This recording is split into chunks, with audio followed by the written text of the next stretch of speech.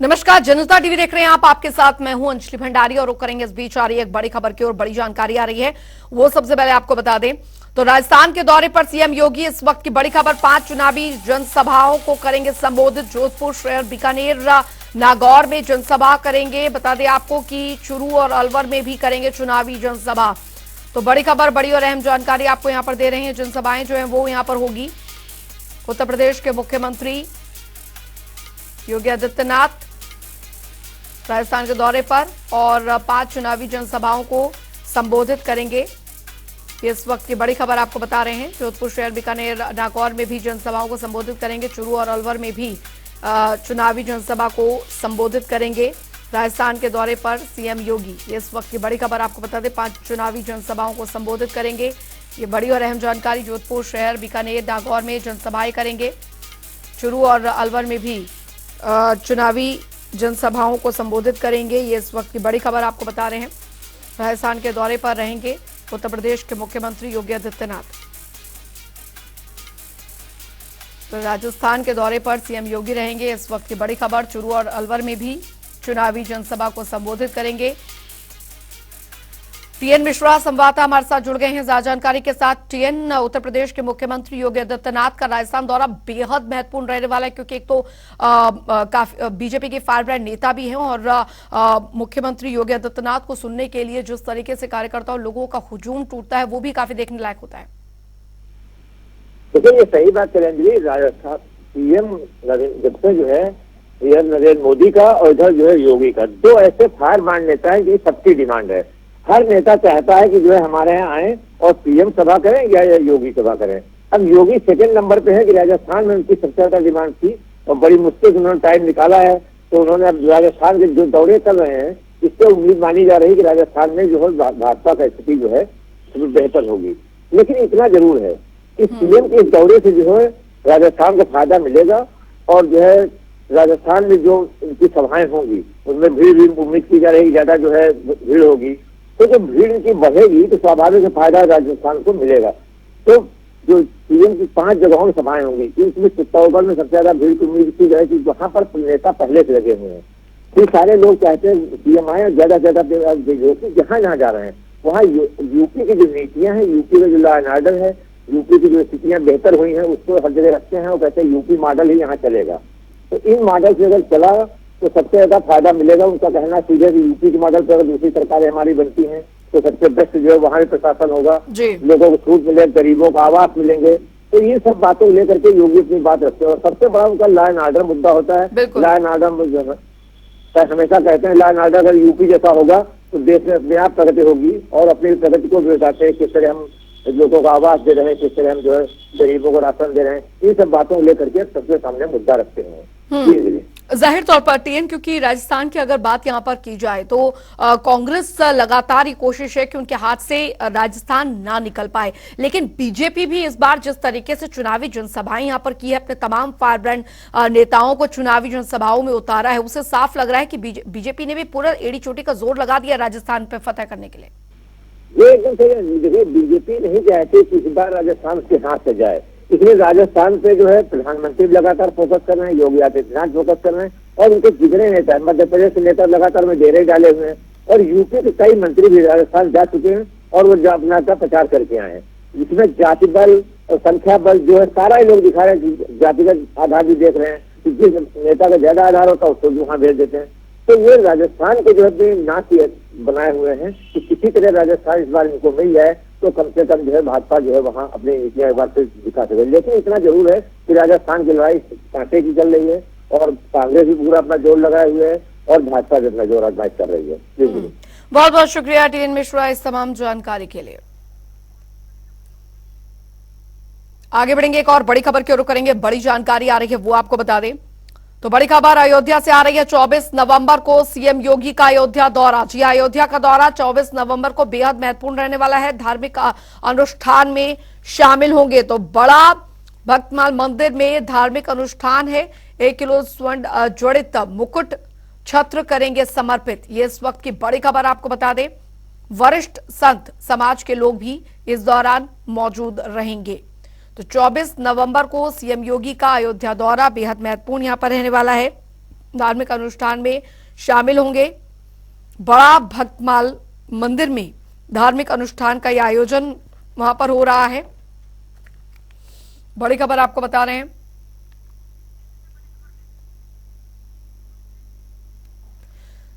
उधर एक और बड़ी खबर आ रही है, बड़ी जानकारी लखनऊ से आ रही है। नेताजी मुलायम सिंह यादव की आज जयंती, ये इस वक्त की बड़ी खबर। प्रदेश के कई शहरों में सपा मनाएगी जयंती। तो नेताजी मुलायम सिंह यादव की आज जयंती है। प्रदेश के कई शहरों में समाजवादी पार्टी आज ये जयंती कार्यक्रम मनाएगी। पार्टी कार्यालय समेत कई जगहों पर तो कार्यक्रम यहां पर रखे गए हैं। सैफई में भव्य स्मारक का शिलान्यास होगा। 8.3 एकड़ में जमीन पर बना नेताजी का स्मारक, स्मारक के पास अलग से पार्क का निर्माण जो है वो यहां पर किया जा रहा है। ये बड़ी खबर आपको बता रहे हैं, बड़ी जानकारी आपको यहां पर दे रहे हैं। नेताजी मुलायम सिंह यादव की जयंती आज प्रदेश के कई शहरों में सपा जयंती कार्यक्रम जो है वो आयोजित कर रही है और सैफई में भव्य स्मारक का ये शिलान्यास होगा। इस वक्त ये बड़ी खबर आपको बता रहे हैं। 8.3 एकड़ जमीन पर नेताजी का ये जो भव्य स्मारक है वो बनकर तैयार हुआ है और नेताजी मुलायम सिंह यादव की आज जयंती है। ये इस वक्त की बड़ी खबर आपको बता रहे हैं, बड़ी जानकारी आपको यहां पर दे रहे हैं। तो इस वक्त की ये बड़ी खबर, आज 8.3 एकड़ जमीन पर बनकर तैयार स्मारक के पास अलग से पार्क का भी जो निर्माण है वो यहां पर हुआ है। तौकीर किदवई संवाददाता हमारे साथ जुड़ गए हैं ज्यादा जानकारी के साथ।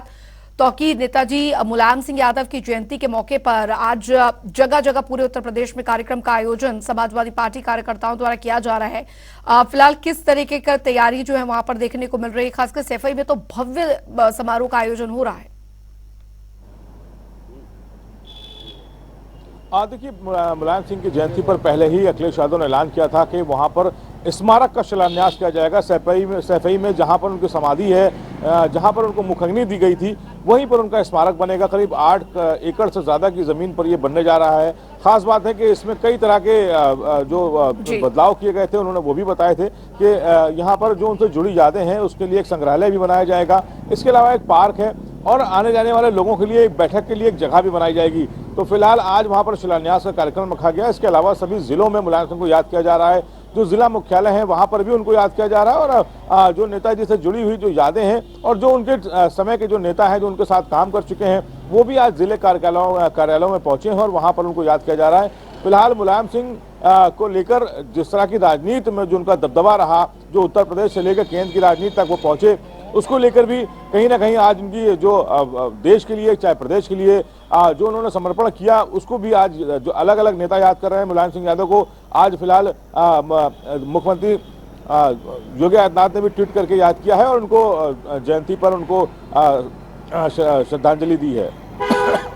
बने रहिए तौकीर आप हमारे साथ। फिलहाल आपको बता दें नेताजी की जयंती पर जगह जगह पर अलग अलग कार्यक्रम जो है वो आयोजित हो रहे हैं। एक और बड़ी खबर लखनऊ से आ रही है जहां पर उपचुनाव के लिए आयोग को भेजा विवरण। ये इस वक्त की बड़ी खबर लखनऊ से आ रही है, बड़ी जानकारी लखनऊ से आपको यहाँ पर दे रहे हैं। तो उपचुनाव के लिए आयोग को विवरण जो है वो भेजा गया है। ये बड़ी खबर आपको बता दें, लखनऊ की पूर्वी विधानसभा में है उपचुनाव। ये बड़ी खबर, प्रमुख सचिव ने अधिसूचना जारी कर दी है। सीट रिक्त घोषित की अधिसूचना जारी की गई है। ये इस वक्त की बड़ी खबर आपको बता रहे, चुनाव आयोग जल्द ही कराएगा उपचुनाव। तो उपचुनाव के लिए आयोग को विवरण भेजा गया है। ये बड़ी खबर, लखनऊ की पूर्वी विधानसभा में है ये उपचुनाव। उपचुनाव को लेकर प्रमुख सचिव ने अधिसूचना जारी की है। ये इस वक्त की बड़ी खबर, उपचुनाव को लेकर सीट रिक्त घोषित की अधिसूचना जारी कर दी गई है। तो बड़ी जानकारी आपको बता रहे, चुनाव आयोग जल्द उपचुनाव करवाएगा। उपचुनाव के लिए आयोग को विवरण भी भेज दिया गया है। तो बड़ी जानकारी आपको यहां पर बता रहे हैं, लखनऊ की प्रमुख सचिव ने अधिसूचना जारी कर दी है। यह बड़ी खबर, सीट रिक्त घोषित की अधिसूचना जारी कर दी गई है।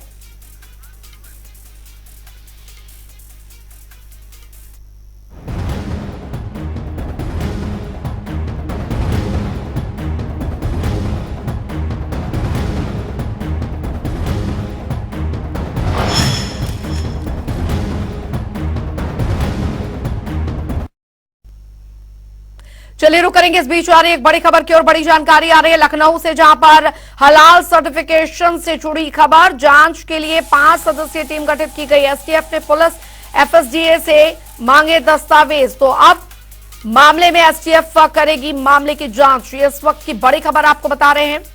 एसटीएफ ने पुलिस एफएसडीए से दस्तावेज मांगे हैं। अब मामले में एसटीएफ मामले की जांच करेगी, ये बड़ी खबर आपको बता रहे हैं। हलाल सर्टिफिकेशन से जुड़ी आ रही बड़ी खबर। जांच के लिए 5 सदस्यीय कमेटी, जो सदस्यीय टीम है, उसका गठन किया गया है हलाल सर्टिफिकेशन को लेकर। अब फिलहाल ये बड़ी कार्रवाई जो है वो यहां पर की जा रही है। ऐसे प्रोडक्ट जिनमें हलाल सर्टिफिकेशन है उन पर यह कार्रवाई यहां पर की जाएगी और इसके लिए जांच गठित की गई, टीम गठित कर दी गई है यहां पर। तो अब मामले में एसटीएफ करेगी मामले की जांच। बता दें आपको, हलाल सर्टिफिकेशन मामले में बड़ा एक्शन। तौकीर किडवाई संवाददाता हमारे साथ जुड़ गए हैं ज्यादा जानकारी के साथ। तौकीर, हलाल सर्टिफिकेशन को लेकर ये बड़ी कार्रवाई अमल में लाई जा रही है। देखिए, करीब 4 दिन पहले ही लखनऊ में एक एफआईआर दर्ज की गई थी, जिसमें हलाल सर्टिफिकेट देने वाली करीब 8 कंपनियों के खिलाफ मुकदमा दर्ज किया गया था। उसके बाद से ही कार्रवाई तेज कर दी गई थी कि ऐसी वो कौन से संस्थाएं हैं जो हलाल सर्टिफाइड जो प्रोडक्ट्स हैं उसको वो सर्टिफाइड कर रहे हैं। फिलहाल इसको लेकर 2 दिन से लगातार लखनऊ या कानपुर आसपास के जो बड़े जिले हैं वहां पर जो मॉल्स हैं वहां पर प्रोडक्ट्स की जांच करने के लिए भी एफएसडीए की टीम पहुंची थी और वहां पर देख रही है कि कौन से प्रोडक्ट्स हलाल सर्टिफाइड के नाम से बेचे जा रहे हैं। फिलहाल इसके बाद से ये जांच भी दूसरे दिन ही एसटीएफ को सौंप दी गई थी। अब एसटीएफ ने इस पर टीम गठित की है और इसके अलावा एफएसडी और पुलिस, यानी कि कंबाइन ऑपरेशन चलेगा इसमें। और एसटीएफ उन लोगों को आइडेंटिफाई करेगी जो लोग इसको सर्टिफाइड कर रहे थे हलाल के तौर पर। फिलहाल माना यह भी जा रहा है कि क्योंकि इसमें जो हलाल सर्टिफिकेशन देने वाली संस्थाएं हैं, जिसमें जमीयत उलमा का भी एक नाम है, उसने जब उनकी जो अध्यक्ष हैं, जब उनसे मेरी बात हुई थी, उन्होंने कहा है, नियाज कासमी नाम है उनका, उन्होंने बताया कि वो भी जल्द ही कोर्ट का रुख करेंगे, क्योंकि ये एक पूरा प्रोसेस है जो गवर्नमेंट के सहयोग से ही होता है और वहां पर रजिस्ट्रेशन वगैरह के जो भी प्रोसेस है उसको करने के बाद ही वो ऐसे हलाल सर्टिफाइड करते हैं कुछ प्रोडक्ट्स को, और वो भी उनको प्रोडक्ट्स को किया जाता है जो ज्यादातर बाहर से दूसरे देशों से आता है। फिलहाल इसको लेकर उन्होंने कहा है कि वो कोर्ट का रुख करेंगे। इस मामले में राजनीति की बात की जाए तो अब राजनीति भी गर्मा गई है, चाहे पक्ष हो चाहे विपक्ष हो, इसमें बयानबाजी तेज हो गई है। लेकिन फिलहाल एसटीएफ की एंट्री के बाद ये माना जा रहा है कि गिरफ्तारियां तेज हो जाएंगी। जाहिर तौर पर यहाँ पर रिपोर्ट जो है वो भी, जो गठित सदस्य कमेटी है वो भी ये रिपोर्ट जो है वो सबमिट यहाँ पर करवाएगी।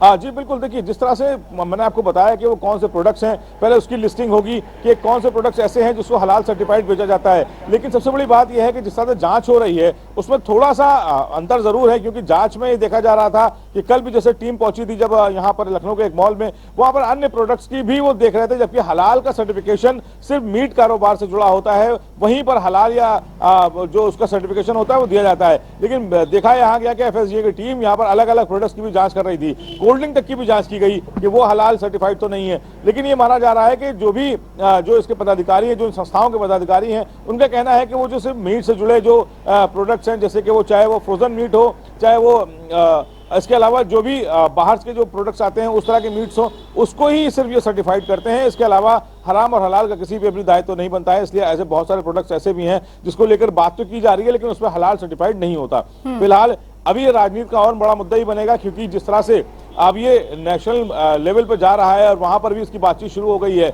अब देखना ये होगा कि जो बड़े चेहरे हैं राजनीति के, उनकी बयानबाजी के बाद किस तरह से इसमें राजनीतिक करवट भी लेगा। और एसटीएफ की एंट्री के बाद मैंने बताया कि एसटीएफ कहीं ना कहीं अब जांच तेज करेगी और इसमें कई ऐसी गिरफ्तारियां भी हो सकती हैं, क्योंकि इनके जो संस्थाओं के जो हेड ऑफिस हैं वो मुंबई और दिल्ली में है, तो जाहिर तौर पर वहां से इसकी गिरफ्तारियां भी की जा सकती हैं। चलिए, बहुत बहुत शुक्रिया तौकीर किदवई इस तमाम जानकारी के लिए।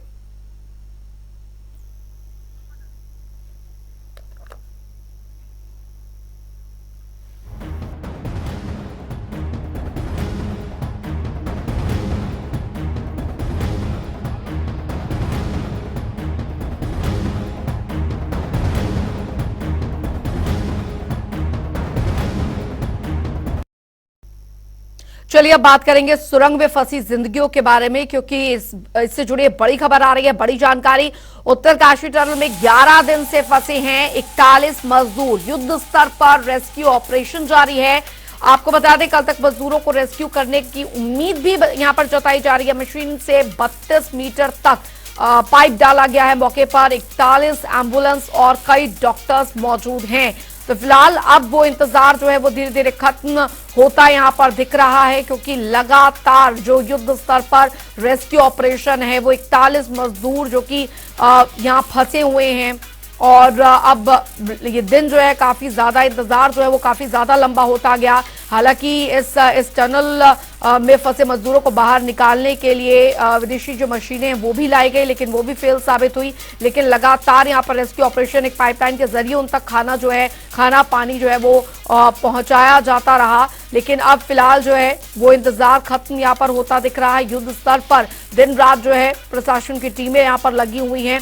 लगातार यहाँ पर ड्रिलिंग का काम जो था वो यहाँ पर चलता आ रहा है, और वो 41 मजदूर जो कि इस टनल में पिछले 11-12 दिनों से फंसे हुए हैं, उन्हें बाहर निकालने के लिए पूरी तरीके से यहाँ पर जो काम है वो चल रहा है। खुद प्रधानमंत्री नरेंद्र मोदी द्वारा भी प्रदेश के मुख्यमंत्री पुष्कर सिंह धामी से इसको लेकर पूरी स्थिति की रिपोर्ट जो है वो यहाँ पर ली जा रही है। और आप देख सकते हैं किस तरीके से इस टनल में अलग अलग तरीकों से पूरी टेक्निकलिटी को देखते हुए यहाँ पर युद्ध स्तर पर रेस्क्यू ऑपरेशन जारी है। जहाँ तक टारगेट था वहाँ तक तो पहुँच चुके हैं। जो मशीन पहुँची थी दो बोरल वाली वो तो पहुँच चुके हैं।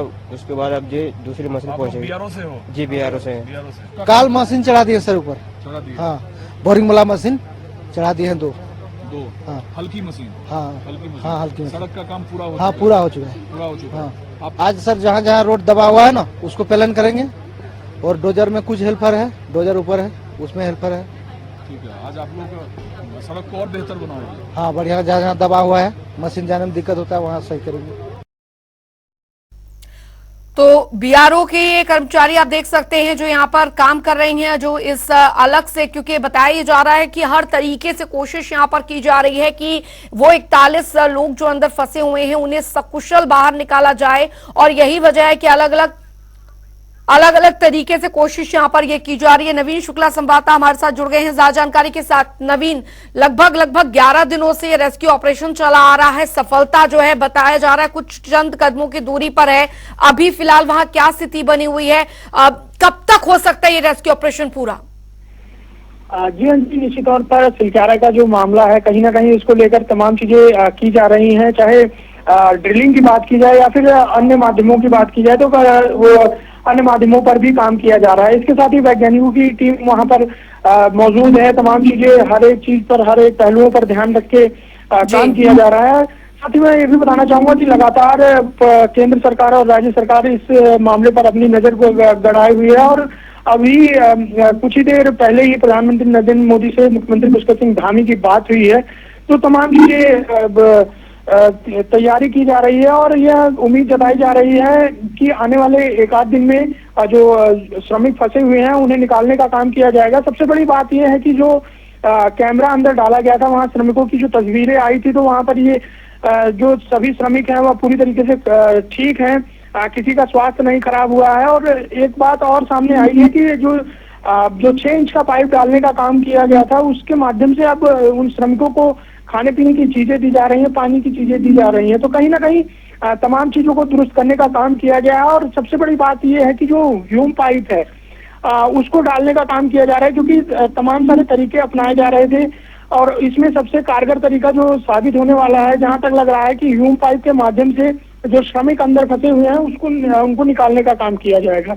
और तमाम जो केंद्रीय एजेंसियां हैं वो लगी हुई हैं, वैज्ञानिकों की टीम लगी हुई है, और 5 से करीब 6 माध्यमों का इस्तेमाल इन सब चीजों में किया जा रहा है। और जल्द ही जो लोग हैं उन्हें, जो श्रमिक हैं उन्हें निकालने का काम किया जाएगा। और इसके साथ ही मैं ये भी बताना चाहूंगा कि जो चिकित्सकों की टीम है उनकी भी तैनाती की गई है, एम्बुलेंस की तैनाती की गई है, कि जैसे ही जो श्रमिक अंदर जो फंसे हुए हैं वो बाहर निकाले जाए तो उन्हें मेडिकल ट्रीटमेंट तुरंत दिया जाए। नवीन, जो अंदर श्रमिक फंसे हुए हैं उनसे बातचीत भी की गई है उनके परिजनों द्वारा, ऐसी भी जानकारियां हैं? जी निश्चित तौर पर अंजलि, देखा जाए तो जो परिजन हैं उनसे भी बात हुई है, तमाम चीजें जो परिजनों ने भी संतुष्टता जताई है। कहीं ना कहीं जो श्रमिक है उनके परिजनों से बात करने से एक उम्मीद की किरण और जागी हुई है, लेकिन जो अंदर श्रमिक हैं उनका यही कहना था कि हमें जल्द से जल्द यहाँ से बाहर निकाला जाए, क्योंकि एक लंबा समय हो गया है। और इसके साथ ही मैं ये भी बताना चाहूंगा कि तमाम जो केंद्रीय एजेंसियां हैं इस काम में करने में लगी हुई हैं। साउथ अफ्रीका के जो वैज्ञानिक हैं वो आए हैं, जो टनल विशेषज्ञ हैं उनकी टीम को लगाया गया है। तो कहीं ना कहीं तमाम चीजों को दुरुस्त करने का काम किया गया है और उम्मीद यही जताई जा रही है कि आने वाले एक आध दिनों में ही जो श्रमिक अंदर फंसे हुए हैं उनका रेस्क्यू कर लिया जाएगा। चलिए, बहुत बहुत शुक्रिया नवीन शुक्ला, आप इस खबर पर नजर न रखिए, आपसे आगे भी अपडेट लेते रहेंगे इस खबर पर। तो फिलहाल जानकारी ये आ रही है कि अब वो इंतजार खत्म होने वाला, जो 41 मजदूर अंदर फंसे हुए हैं इस टनल में, सिलक्यारा टनल में, उन्हें सकुशल बाहर निकाला जाएगा। और चलिए अब रुक करेंगे 2 मिनट में 10 बड़ी खबरों की और फटाफट अंदाज में। मुजफ्फरनगर में मामूली घासुनी पर दबंगों ने पिता और बेटे पर किया लाठी डंडों से हमला। बुजुर्ग पिता की इलाज के दौरान हुई मौत। मौके पर पहुंची पुलिस ने एक आरोपी को किया गिरफ्तार। बिजनौर में शराबी भतीजे ने चाचा को पीट पीट कर उतारा मौत के घाट। पुलिस ने शव को पोस्टमार्टम के लिए भेजा। आरोपी को पुलिस ने किया गिरफ्तार। अमेठी में थाने के सामने घाट पे तैरता मिला युवक का शव की अभी तक नहीं हुई शिनाख्त। इलाके में हड़कंप सूचना पर पहुंची पुलिस ने शव को कब्जे में लेकर पोस्टमार्टम के लिए भेजा। मुजफ्फरनगर में हलाल सर्टिफिकेट वाले प्रोडक्ट्स पर खाद्य सुरक्षा विभाग की छापेमारी। मॉल से प्रमाणित खाद्य पदार्थों को जब्त कर परीक्षण के लिए भेजा। मुजफ्फरनगर में पुलिस को मिली सफलता। चोरी करने वाले मास्टरमाइंड को किया गिरफ्तार। मामले में 3 महिला चल रही फरार। बिजनौर में रिश्तों का कत्ल। कलयुगी पति ने पत्नी को उतारा मौत के घाट। पुलिस ने किया गिरफ्तार। अमेठी में पुलिस लॉकअप के अंदर युवक के ब्लेड से कटी हाथ की नस। अस्पताल में कराया गया भर्ती। पुलिस पर लगा 3rd डिग्री टॉर्चर करने का आरोप। प्रतापगढ़ में प्रेमिका से मिलने गया प्रेमी की हुई निर्मम हत्या। इलाके में जबरदस्त तनाव। भारी पुलिस बल के साथ एसपी घटनास्थल का लिया जायजा। आगरा में शादी होने से पहले दूल्हा हुआ फरार। युवती के परिजनों का आरोप, शादी के नाम पर हमसे 15 लाख रुपए की ठगी। कासगंज में पुलिस के हाथ लगी सफलता। धर्मांतरण के खिलाफ लिया एक्शन। 10 लोगों को किया गया गिरफ्तार।